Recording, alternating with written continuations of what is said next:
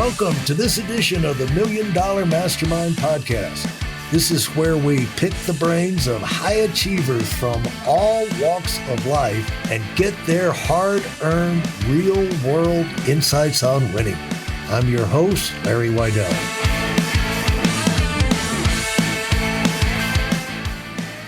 One of the reasons it's so hard early on, you start with an idea, passion, a vision, and then there's nobody else to do anything but you. And so you get in there and you have to get bogged down into the nuts and bolts because there's nobody else there. But the great thing about that is you learn the nuts and bolts of the business. But the quicker as you can get the wheels turning and get some profitability in there and start to add some staff to free yourself up from some of the repetitive function type things, you actually progress to where you actually are the surgeon in the hospital. You know, you do have people admit them, wheel them into the room, wash them up, take them down to, surgery. You have nurses waiting on you, but that you have to do it step by step. But it should be a goal to get to the point where you can rise above, like they said, Walt Disney in the latter, when it was his most productive phase of his life, he had all these different departments, and he described himself as like a bee going from one department, one building to another, right, picking up ideas and everything, and then going over there and dropping the pollen, in the other areas, and then taking that inspiration and just keeping everybody cross-pollinated, but as the visionary. But he could only do that because he had quality people running things once he left, and left from this place and went over to the other one. And but let's just talk in the beginning where you get started. How do you even get traction in getting into? When did you get the idea that YouTube was something you'd be interested in? So when I was 8, so YouTube did not exist. It was the 80s.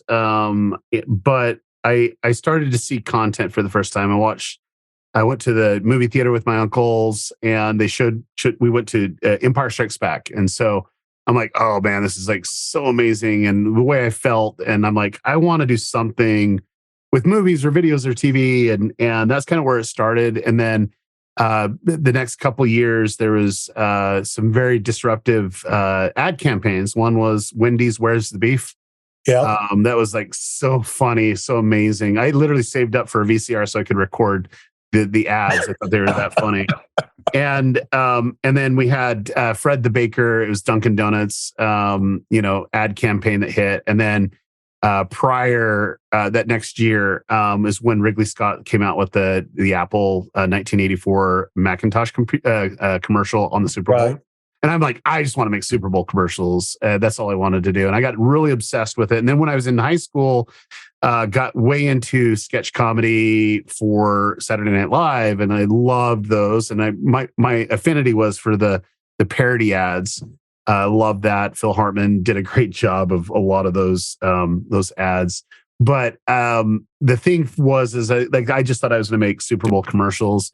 And then I started there, and I'm like, oh no, I want to make content that people will talk about. And so when I discovered YouTube in 2005, I just saw it as an opportunity to create content that people would talk about. And as it got more popular, I just saw more opportunity, and it became the vehicle. And when you really look at it, it's all about, making impact and having people find value in your content and then want to share it with someone. And that's the biggest compliment.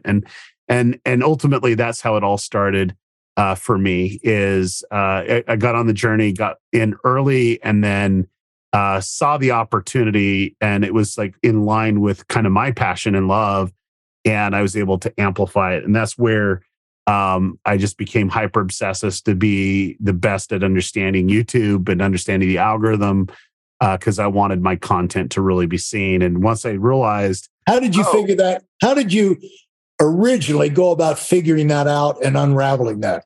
So when I started my agency, it was in 1999. I was building websites, and then also getting them to rank in directories. So that was my forte. And then I started a hosting company. And so I did those things. And so I was always trying to manipulate search results. And then when Google got introduced in 99 and it started to get some traction in 2000, 2001, that's where, all the internet traffic was. And so it was like, how do I get, search results to come up for my clients? And I had a lot of clients. And so I was working very specifically on how to manipulate the page or whatever to find some exploit or whatever to get it to rank higher. And I was always just fighting with Google. Like I was literally fighting with Google. And I wrote this in my book too, but it was like the anti-spam czar. His name's Matt Cutts. He was over at Google. I used to put him on a dartboard. He's my worst enemy. He's my nemesis. Because like he'd always have some update that would just derank and devalue all the hard work that I did. And I was getting paid and I had clients freaking out. And that was, he was causing a lot of issues and stress in my life. And it wasn't until I went to a conference, and this is one that dealt with Google partners. And so it was Google put it on. And I just said, look, I'm going to go learn from the people that make Google to understand Google's vision, because that will help me do my job, right? And I was sitting there, and who gets up on stage is my nemesis, Matt Cutts, and I'm like, oh man, and I'm like ready to disconnect. But then he shared with the audience the vision that Google has. Okay. Remember, vision. Right. And I'm like, I walked away from that and I'm like, why try to find a hacker and exploit? Why don't I just get in line with their vision? Like I just need to understand what they're doing and what they prioritize, and I'm going to go all in. So fast forward, it was probably 6 months, and I discovered Craigslist. And I was on Craigslist getting a desk, and they were promoting a new website called YouTube. And so I got on YouTube, thought, okay, this is great. I'm gonna go all in. I noticed that you can actually embed videos on websites. I'm gonna upsell all my clients, make some easy money. Going to go produce 865 videos, and we're going to get that because that's like the future.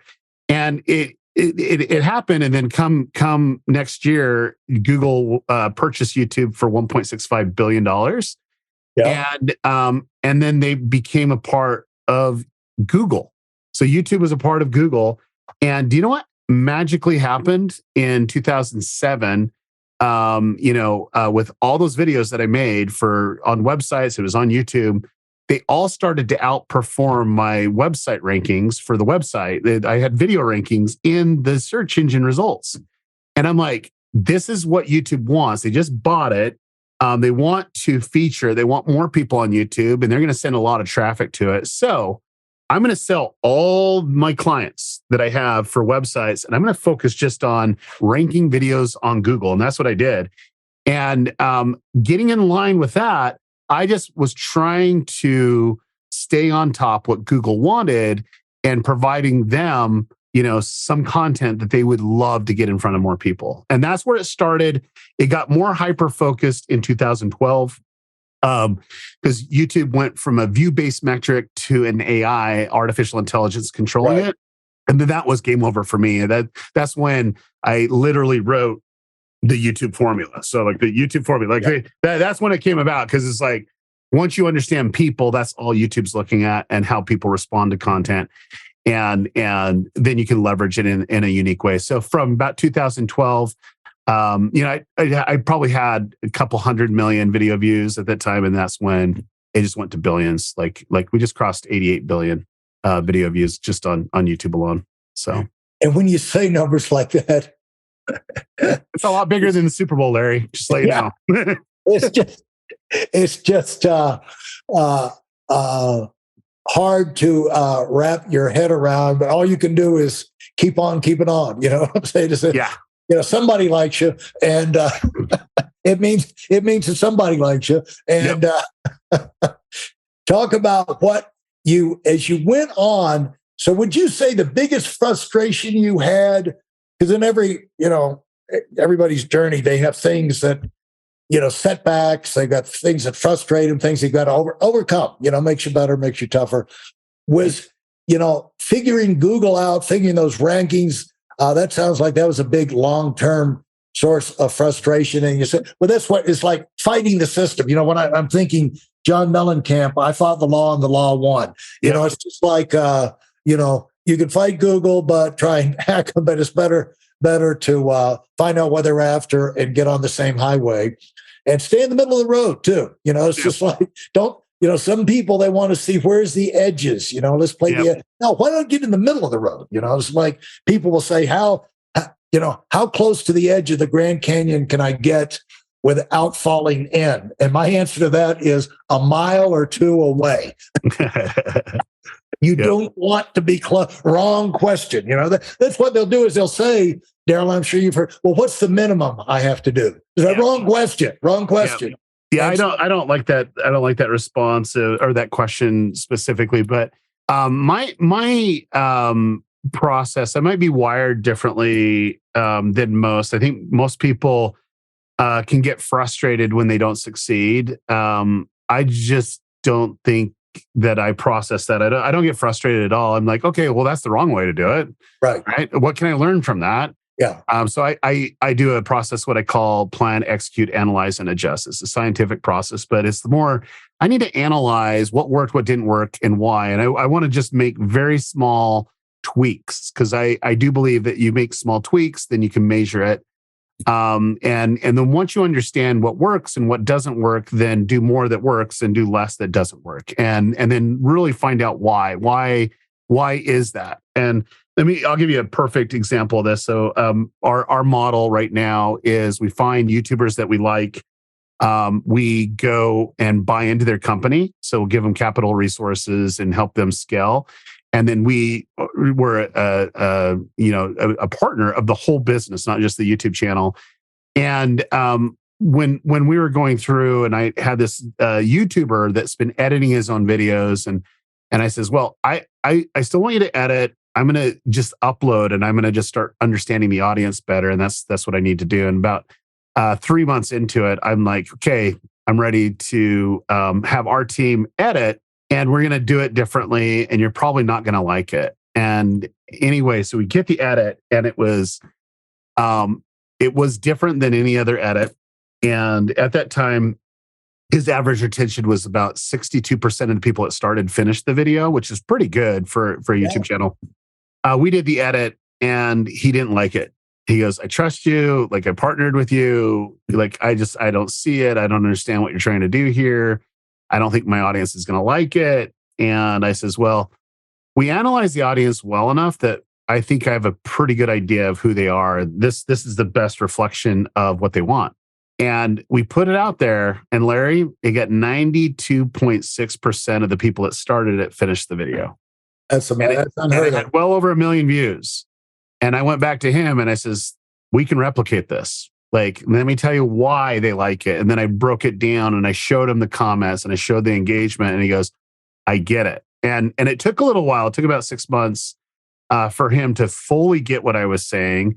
Because on the surface, he goes, I get it. But it wasn't until 6 months later of really implementing it and seeing the data and seeing it increased that he was able to go. And so, he's well over, 2 million subscribers now, and like he's almost at 1 billion video views himself on the channel. So it's and the reality is it's really going through the process of analyzing and adjusting. So it's like creating your plan. You execute on the plan, but analyze. Did it work? Did it not work? Why didn't it work? Why did that work? What could we have done better? What is our average? You're giving all these questions there. And then they're like, what do we need to adjust that one little thing just to improve by 1%? Right. And doing that leads to success on YouTube for sure. So. For those of you who are sick and tired of fooling around and are dead serious about wanting to move up fast, I've got something especially for you. I've combined the best insights from over 40 years in business and making $70 million in income and compressed them into a free webinar. That's right, it's a free resource. If you want to find out exactly what the concepts are that I use in coaching $1 million earners, register now at WeidelOnWinning.com.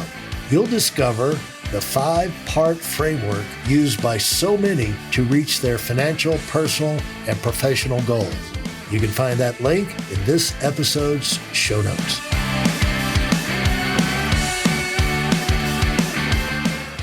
And so many people misunderstand that, and they'll hear a new idea and they'll throw everything out and run and chase the new idea. Yeah. And the deal is like, well, the other program was working somewhat, wasn't it? Yeah. Why did we throw it all away? You spent many years getting that in place. And so, so that's a big pet peeve that I have is that, and there's another pet peeve that I have is someone that expects to win on YouTube and they're like, but I need someone else to do it for me. Like if you're a creator, you need to create. You're the one that needs to be the one that is passionate enough to know exactly what that audience wants. And if it's not, then don't do YouTube. Like stay away from it. Because like if you think that done for you is going to work, where somebody else is going to come up with the ideas and you're going to shoot the videos, you're not going to be passionate about it. You're not. You'll be passionate about if you're actively involved in creating the content. You'll be passionate about getting excited at your first 100 views and getting people commenting and seeing value in your content. That's what the trigger. And so I've dealt with so many and they're like, hey, I'll just write a blank check. Just do it for me. I'm like, blank check doesn't matter. It's never going to do it. And like, fine. Like you'll be frustrated with it because you're not taking ownership of it. And so I think also it's a misunderstanding of how, like how many iterations of the iPhone are we on now? 18, 19, 20. I mean, you've got to improve it step by step. That's how you get to, you sharpen a knife. Yep.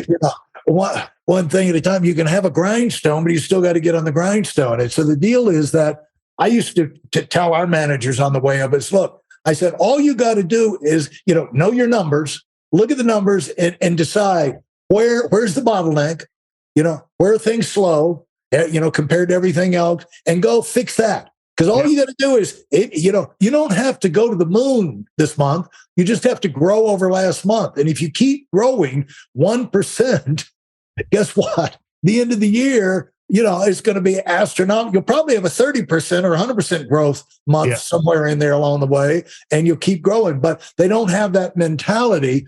But the idea of not having shortcuts and not having confidence in that is really not knowing what to measure, I think, for a lot of people. They don't know what drives the business, and they haven't ever figured out what is the metric they need to, or metrics they need to focus on. But you've got to be measuring. Well, let's just cut right to the chase then. Let's figure out the metrics that they need to do it. It's very simple. It's no different in business than in YouTube. It's not. There needs to be value. The viewer needs to see value enough to click on a video and stay on it. And it needs to be valuable enough because their time, they might want to have something else. And so you got to figure out that value proposition.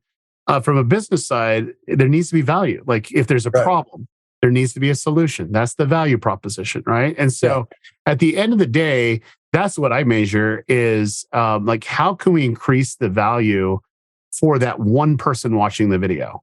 Yeah. The one person that's just barely discovering the video for the first time, what is that value? Can we clearly define that value for them? And is it easy to understand and more importantly, easy to share? And if you do that same in business, it's like, okay, what is the value? Well, we're a services. Well, what is the value of being a service? Like, let's start breaking that down. Or we have a product. Okay, great. What's the value of the product? Because if you can break that down, then you're able to explain it simply what the value prop is, and people can use it. And as they do it, they're like, oh my gosh, where's this product been or the service been my whole life? And what's the first thing that they want to do, Larry? They want to tell the world. They want to share. And like, there you go. There's your feedback loop, right? Right. Yeah. So the thing is now you've had a lot of you've had a lot of successful projects, and one was when you get something as out of your scope of what you've normally done, like the movie The Chosen. How do you go about that?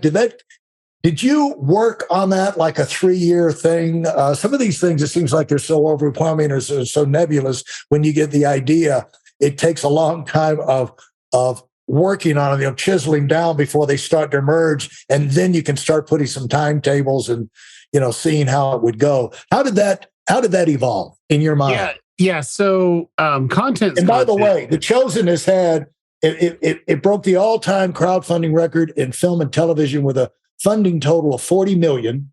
And I don't know how much. Somewhere in here, I have all the views and everything. It's up there for sure. Yeah. So let me kind of explain this. For me, it's like aligning myself with projects that I'm passionate about. So yeah. I'm a believer. I grew up in a very religious home. I put my life on pause and went and served because I believe so much in this Jesus Christ. And so for me, I'm passionate about God and family and freedom and all this stuff is like intercombined. So any project that would help elevate the awareness of my passion, I'm going to be attracted to it. And so right. I actually put on a conference every year for the biggest YouTubers on the planet. It's called VidSummit. And someone showed me a short film that this guy made for his church. And I just got it. I go, this is really good stuff. Like it's really, really depth. It's really deep. And I got introduced to him and he shared his vision for the TV show. And I'm like, I'm all in. I felt like I can build an audience around your content. I could literally use the skills that I learned on YouTube to get people aware of the project and your vision of what you want to do, because we're going to sell your vision and then we can raise money. And so we ended up doing our origin story video of talking about what we're trying to do and why we're trying to do it and the whole specifics of the problems and what this is going to solve. Yeah. And that broke the all-time crowdfunding record. And we were able to do that in a way where we could get it produced. So here's the thing. You asked about timelines. Like, Larry, there's no point of having a dream if you don't put a time on it.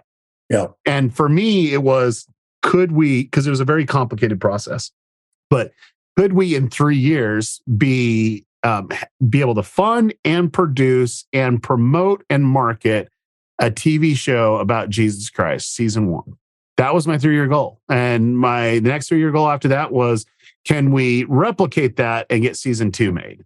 And then season 3. And we're now 5.5 years since I started that journey. We're in season 3. We just finished season 3. We go into production of season 4 just in a few weeks. And so now there's so much water under the bridge that we can talk about every little detail. But ultimately, I found a partner that we partnered up on the business, that we had the same vision. And the first vision was to create this TV show. Do you want to know what the second vision was once this TV show was created, Larry? I sure do. We want 1 billion people to see an authentic Jesus. We want 1 billion people seeing the Jesus that's portrayed in The Chosen. And I am obsessed with that. Not 1 billion views. 1 billion views is easy. 1 billion people. And so that is our goal. That is our focus. And in 3 years, we're going to hit it. Like we will literally hit it. Now, that is in God's hands, and we're going to do our best. But we're on the momentum right now to do it. It's crazy. We've literally disrupted the industry. We've even released a TV show in movie theaters, and we got number 1 in the box office. Not once, not twice, but 3 times. Wow! And we got some momentum going, so which is great. And you have to publicize it yourself because the media is not going to pick up that story and run with it. I don't believe. But believe it or not, they did. And it was very small, and it was very sporadic, and it was very niche. Yeah. New York Times, Atlantic, The Economist, the Business Today. I mean, I can give you all. USA Today, Good Morning America. We're getting big coverage now, and the reason why is we have an amazing audience that loves our vision. And that's always a story. Do you want to know my proudest moment of this is like one of the proudest moments I have in press. Okay. This is no exaggeration. We were putting on a very difficult shoot during COVID, and TMZ says, we want to do a story on The Chosen. And we're like, oh, TMZ, they're going to destroy us. But we're not willing to shy away. We'll go amplify it because that might get 1 or 2 other people aware of the project. It was a positive piece from TMZ. You got to be kidding. Who gets a positive piece from TMZ? I'd never seen it done before. I'm like, okay, check. Like that's God works miracles right there. It was a positive piece. Thanks for listening to the Million Dollar Mastermind. If you felt there were any valuable takeaways from this episode, please take a minute and leave us a 5-star review. Your feedback is important and really helps us get the word out to a wider audience. Remember, we have a valuable webinar that is absolutely free. Register for it right now at weidelonwinning.com. Thanks for listening.